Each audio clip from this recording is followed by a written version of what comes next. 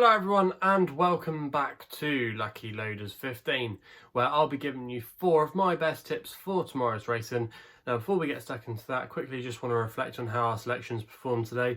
In the end, it was a frustrating day across the board really. It all started off really with our Nap, who was a non-runner at Lingfield because they abandoned their meeting today due to the waterlogged conditions. Been a lot of rain over the last few days in the south of England, so it's not a surprise there that Lingfield suffered. They always seem to suffer. They always get a lot of flooding on the course there. So yeah, that's why our Nap didn't run today, because the meeting was abandoned. Away from that, our next best, Ragnar Lodbrok, had every chance really to prove himself today, but in the end I think his jumping really let him down and he finished second at Cork. So yeah, that wasn't exactly what we wanted to happen for us today. We obviously wanted him to win, so that was frustrating.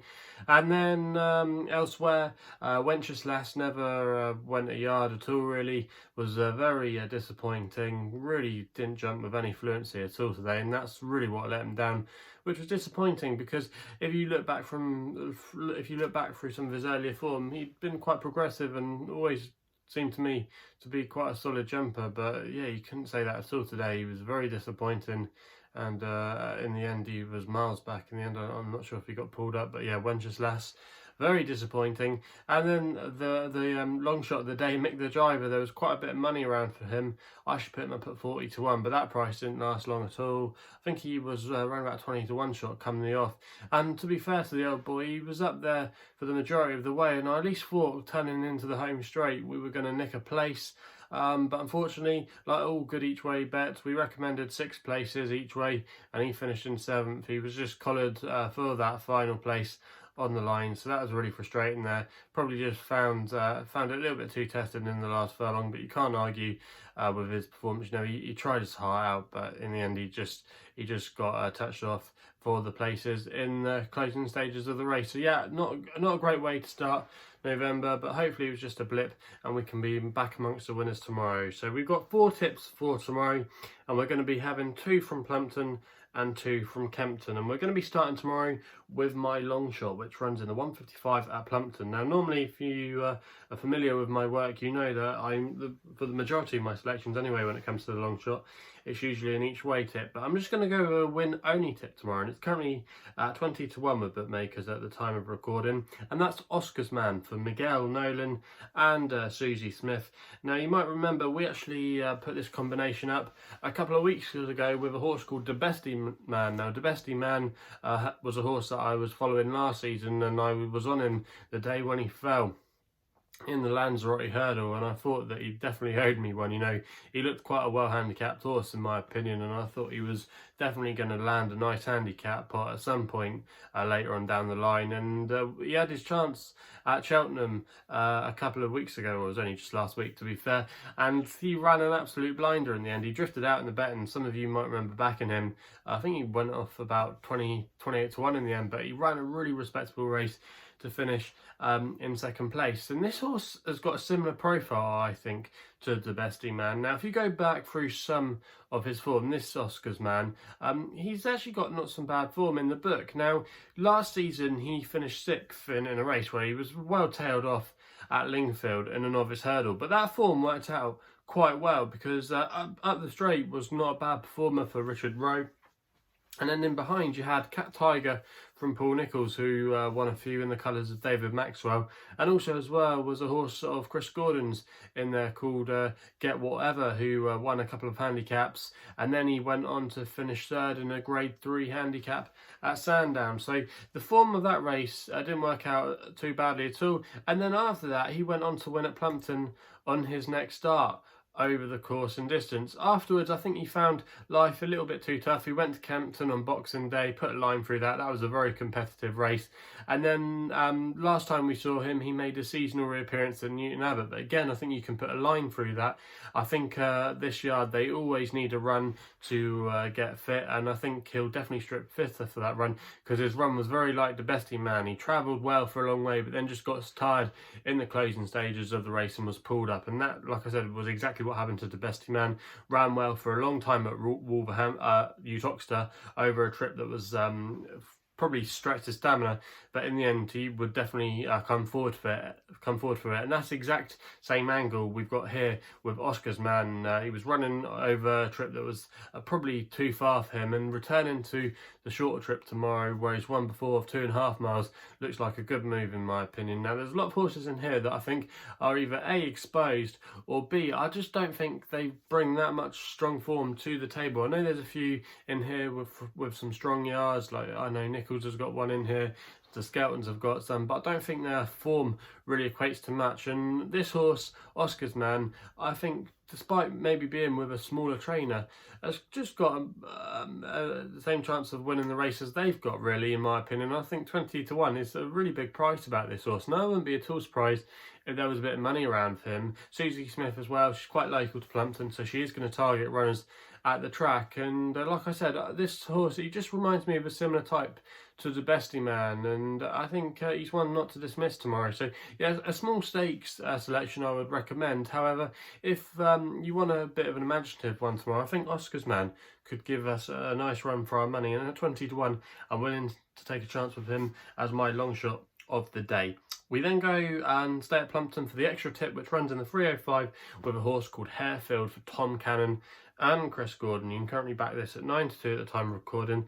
And again, I'm going to recommend a win-only bet. Now, this horse has slipped down to a fair handicap mark now of 124. His last win actually came at Fontwell last season off a mark of 125. So he looks fairly handicapped on that form. And he ran some credible races after that last season, and this season he's run not too badly. Last time we saw him, he finished 4th in arguably, I think, a better handicap than this at Fontwell last time. The winner, Shariko Vallis, looks like a really smart type moving forward for Neil Mulholland. However, despite, like I said, just fading in the closing stages, I still think that was not a bad performance. And he's dropping back in trip tomorrow to 2 miles and 1 furlong. And I think this trip will be more his gravy. I think over this trip he's very effective. He's quite a strong traveller, and he likes to be prominent. And I just think, like I said, he's slipped to a mark now where I think it's definitely very workable for him. And I just think a win could be coming. Chris Gordon as well, one of his local tracks, Plumpton, he always targets plenty of winners there and often has a good record there every season. So again, another trainer to take note of at the track. And his yard aren't going too badly. They had a nice horse called 2 Minutes Turkish at one at Fakenham the other day, and also as well at the early part of October they were firing in a few nice winners. So yeah, not to be underestimated, this yard. And Harefield tomorrow, previously with Alan King, I think he just looks like his turn could be coming, and as long as the ground doesn't get too deep, it is going to possibly dry up a little bit in the afternoon. If it does, I just think tomorrow he's the most likely winner of the race in my opinion, and I think he'll be there or thereabouts come the end of the race. So that's going to be my extra tip of the day in the 305 at Plumpton. We then go to the next best, which runs in the 435 at Kempton with a horse called Loxley in the feature race there, the listed floodlit stakes. And Loxley here, I think this is going to be his chance tomorrow to come to the fore for Will Buick and Charlie Appleby.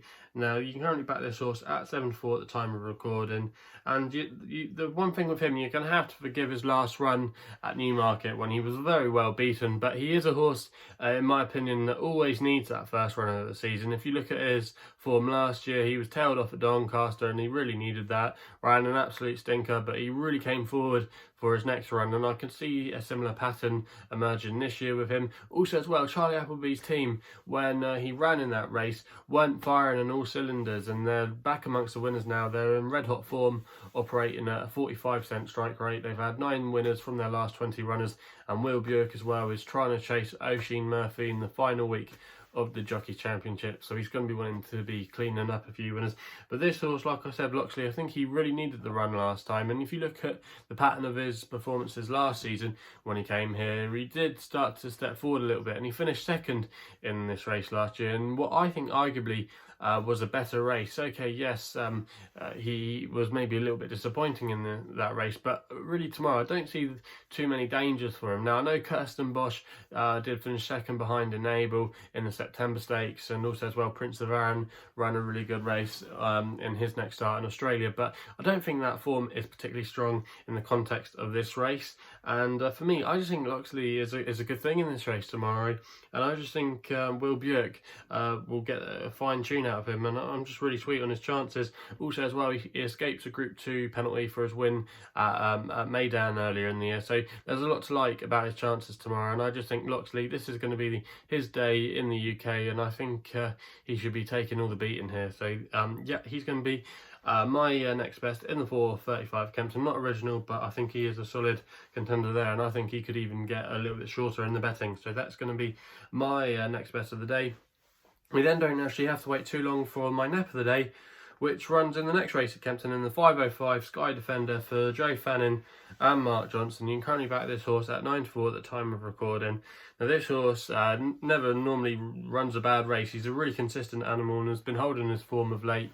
He finished second in a Group 3 over in Germany on his last start, and the time before that as well, he ran a really respectable race, just getting touched off by a Solid Stone of Sir Michael Stout, who actually ran a cracker, I remember, with Holly Doyle, if I'm correct in thinking, in the Balmoral Handicap at Ascot and Champions Day. So his form reads quite well into the context of this race, and if you go back through his form, if you look a bit deeper, he's actually a course winner, which is another tick in the box. And I think it was apart from that, when he ran earlier in his career and finished third at Kempton, that's his only runs here at the track. So he's done well here in the past, and the way the track's riding at the moment, standard to slow, that means it normally, in my opinion, I always think it's quite hard to come from off the pace. And if you look at this small field tomorrow, there's not really too much pace in here, and we know Sky Defender is a horse that likes to get forward.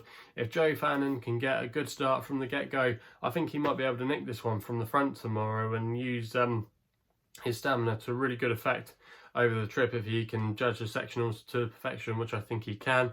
Another positive about this horse as well is I think he's got a bit more to come, and he's really taken a major step forwards this year. You know, if you go back from his 3-year-old career, he'd always shown a bit of ability, but this year he's really taken a step up, I think, and really improved, and I can see no reason why he can't continue to improve and maybe be a bit of a dark horse maybe to follow on the all-weather this season. And Johnson's horses have been running not too badly of late. Obviously last weekend they had a couple of Group 1 winners with Subjectivist and Gear Up, so the yard have been going quite well of late, despite coming towards the end of the flat season on the turf. But Sky Defender, yeah, I just think there's a lot to like about his chances tomorrow, and I think if he can get an easy lead up front, it'll be really hard to pass, and I think again he could be a little bit shorter in the betting tomorrow. So Sky Defender, again, not a particularly original selection, but I just think his form reads well in the context of this race.